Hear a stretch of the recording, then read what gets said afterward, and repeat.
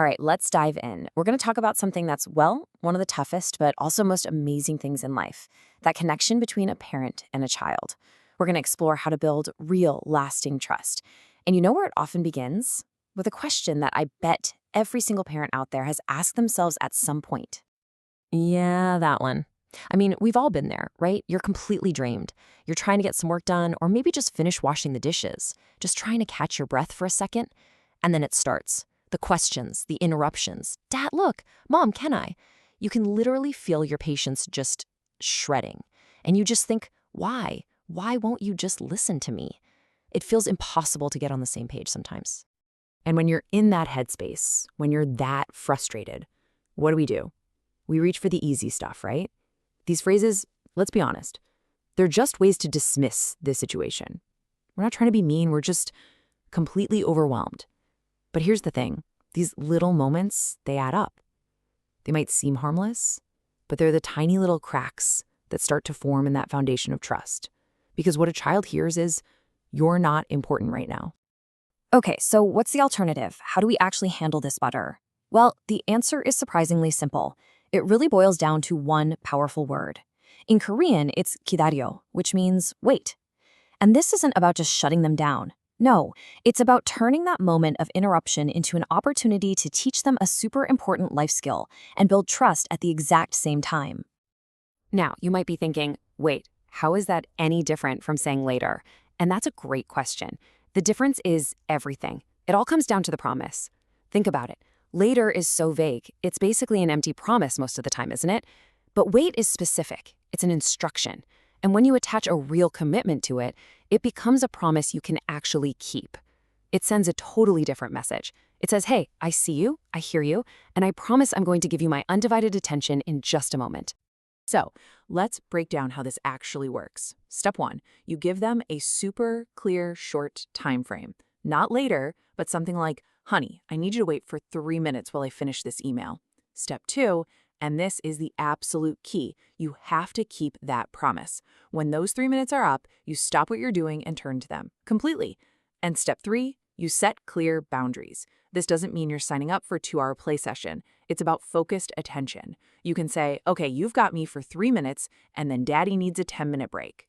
See, every single time you keep one of these little promises, it's like you're laying another brick in that wall of trust. But, just saying wait isn't always going to cut it, especially for little kids. You got to remember that famous marshmallow test, right? The kids who actually managed to wait for the second marshmallow, what did they do? They didn't just sit there staring at it, torturing themselves. No way. The successful ones, they distracted themselves. They sang songs, they played games under the table, they looked at the ceiling, they knew how to wait.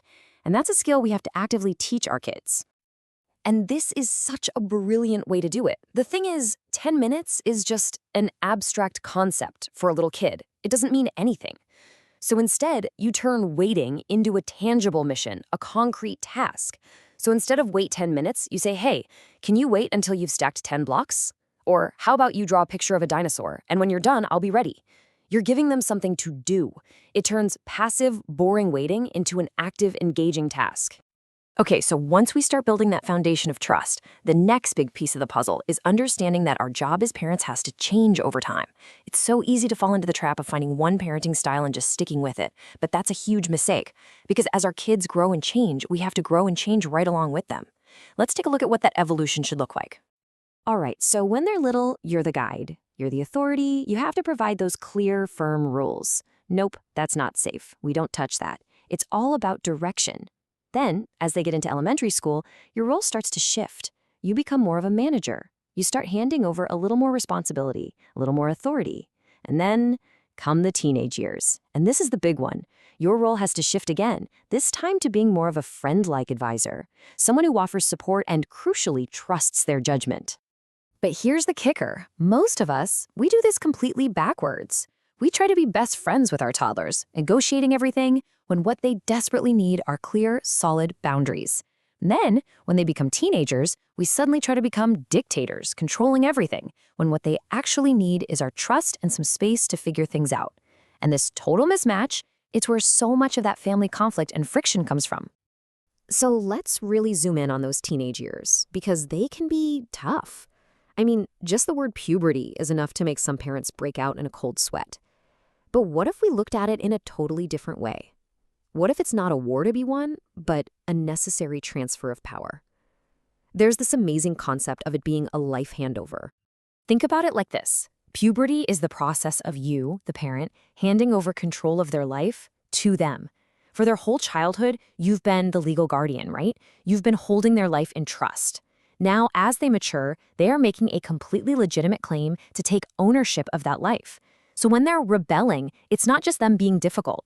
It's them demanding the autonomy that is rightfully becoming theirs. And that changes everything about how we parent them. It means that any control we have, any rules we set during these years, have to have one single goal: preparing them to be let go. It's not about clamping down and holding on tighter. It's about letting go. Every single rule, whether it's about their phone or their curfew or their chores, it should be framed as, look, this is one of the last lessons I need to teach you so that I can confidently hand your life over to you.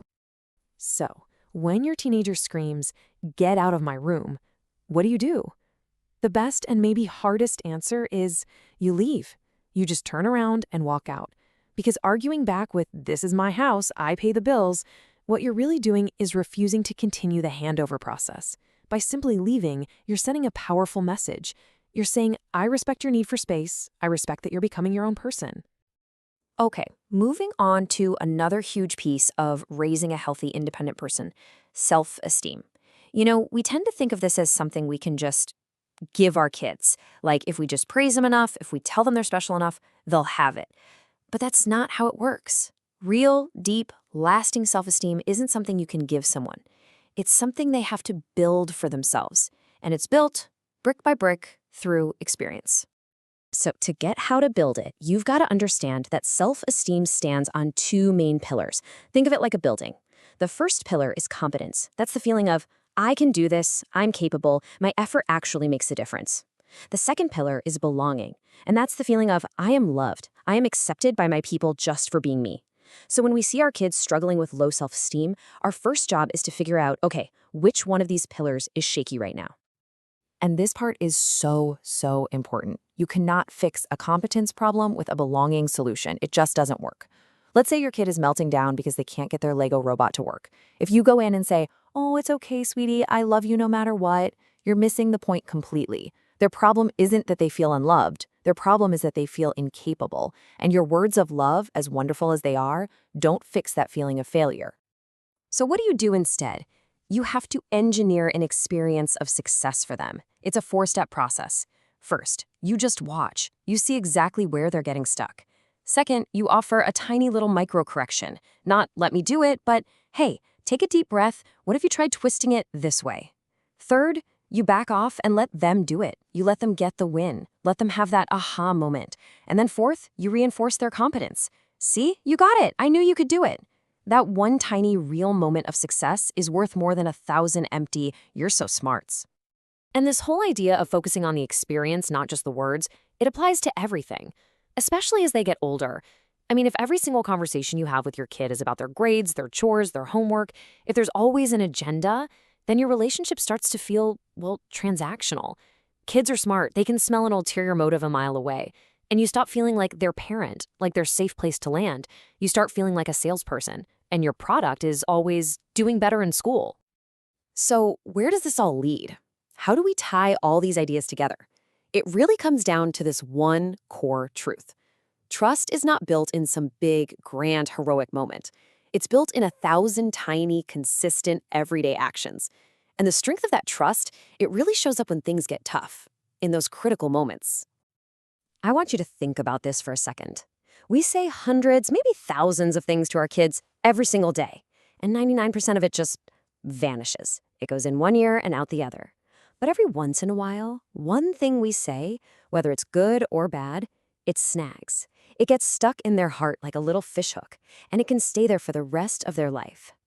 Our job as parents is to do our best to make sure that the thing that sticks isn't something careless we said when we were angry. And that's why, when a kid has a huge meltdown or a big moment of defiance, it's almost never about the thing that just happened. It's the eruption of a volcano that's been building from all those tiny moments that came before. It's a sign that the trust account is overdrawn. The real work of parenting isn't handling the meltdown. The real work is making all those small daily deposits of kept promises and real connection. So, in the end, it's not about finding the one magic bullet, right? There's no single phrase or perfect parenting hack that's going to solve everything. It's all about the one single core message that you send with your actions day in and day out. And that message is simple. It's, I'm here, I've got your back, you are safe with me. That's it. That's the unspoken promise that holds it all together. So I want to leave you with this final thought. Our goal as parents isn't just to say the right things. The real challenge, the real gift we can give our kids is to create the right experiences. An experience where they feel truly heard. An experience where they feel the pride of succeeding because they tried hard. An experience where they feel trusted. So the question I'll leave you with is this. Today, what kind of experience are you going to gift your child?